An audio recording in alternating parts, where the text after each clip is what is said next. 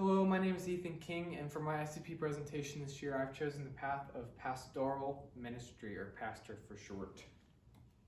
So a little bit about me. I love to serve wherever I can. I have over 1,000 service hours under my belt over this past 4 years of high school. I just really, if I have an opportunity, I'll take it and I will try to do it to the best of my ability. I also lead the youth worship band at my local church, Vale Christian Church. I've been doing that for the past 2 years. I sing and play guitar and also wrangle all the high schoolers together and make sure they practice.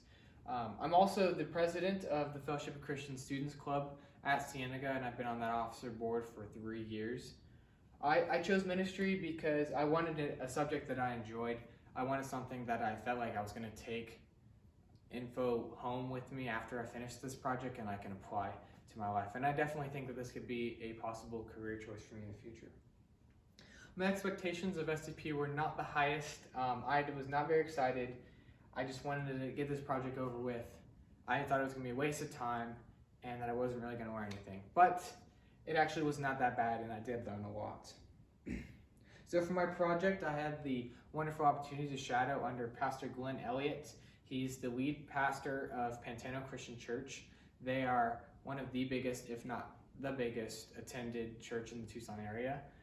He's been serving in ministry for over 41 years around America in different churches. He's been the lead pastor of Pantano Christian for over 14 years now, and he's actually just announcing his retirement, which is crazy. So for my shadowing experience, I got to do a number of things. First thing I did, I got to attend an elders meeting. An elders meeting is a group of guys that kind of help foster and help the lead pastor leading the church, and they kind of give him advice, and he has to get things approved by them, and so on. The next thing I got to sit on several team meetings, which were just different meetings that Glenn would have to partake in a week. They included his sermon content for Sundays and the church's schedule for the next couple months. I also got to shadow him on 2 Sunday gatherings. One of them he was preaching, the second one he was not, and he just showed me what he did and how he interacted with people and what his role was on a regular Sunday. And I had tons of one-on-one meetings where I was able to ask so many questions, and it really was a blast. So for my shadowing experience, I really liked the whole experience. I thought it was wonderful, and I learned so much. I got to ask so many questions and speak with not just Pastor Glenn, but other people on the staff and learn. What I didn't like, some of the meetings took forever. We had one on Zoom that was like an hour and a half, and I was completely dead. It was really boring, and I was like, this needs to be over soon.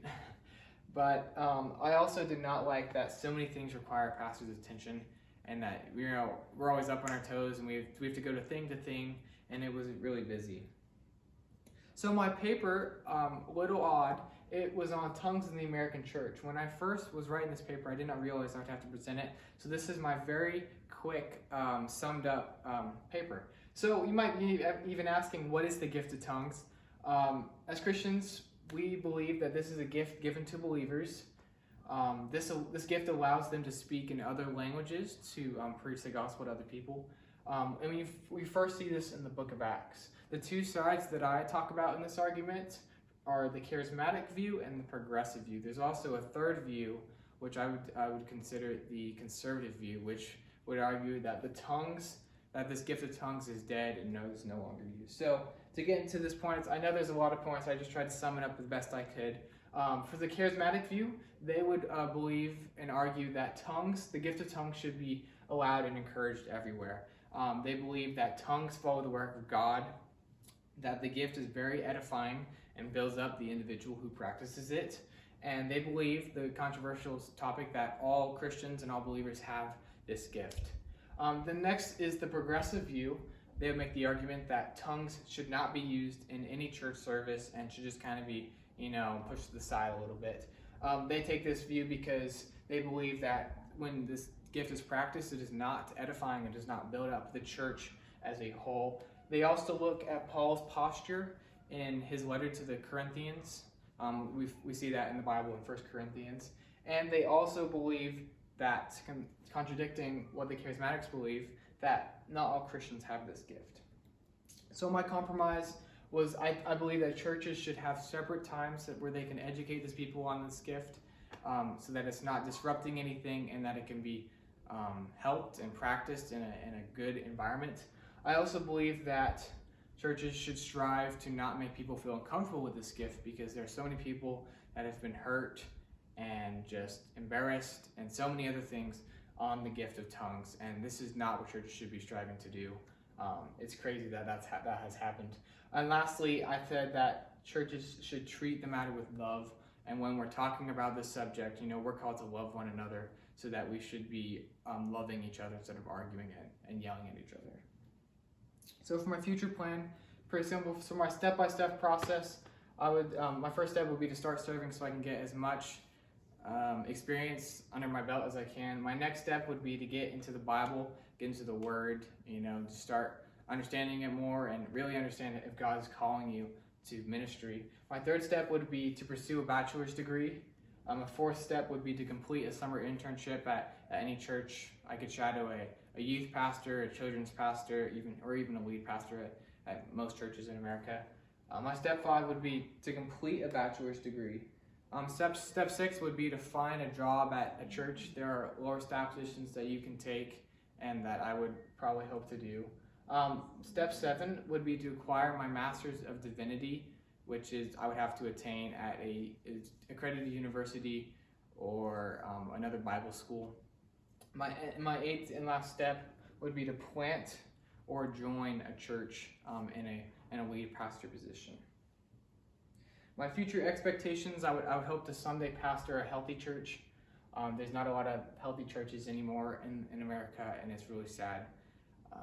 I would also hope to acquire my Master's of Divinity. I know that was on my step-by-step, but it's actually not very easy to acquire a Master's of Divinity and is very hard. So I would hopefully hope to have that as a pastor.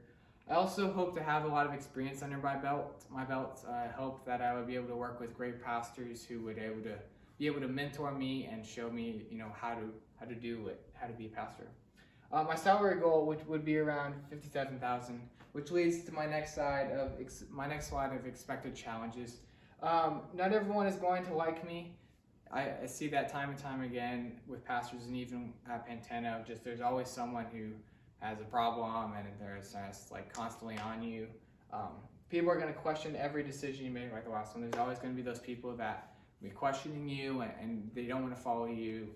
You're not in this for the money. You definitely have to lean on God and know that He's going to support you through this time. And lastly, I know it's going to be very stressful. One of the things that I learned from Pastor Glenn is that you never really get a break when you're a pastor. You can take vacations, but your mind is still going, you're still thinking. It never really stops. So cost analysis for Christian colleges. Ozark Christian, which is located in Joplin, Missouri, was about $16,000 per year.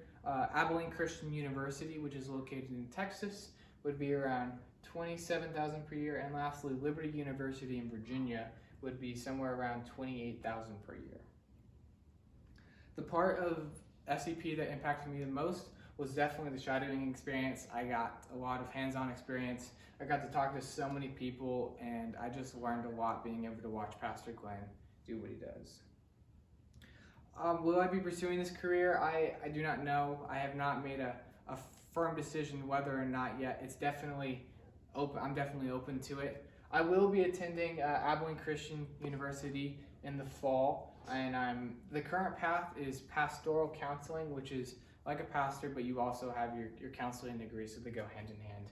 And I'm hoping to double major with counseling and biblical studies at Abilene Christian. Thank you, and any questions?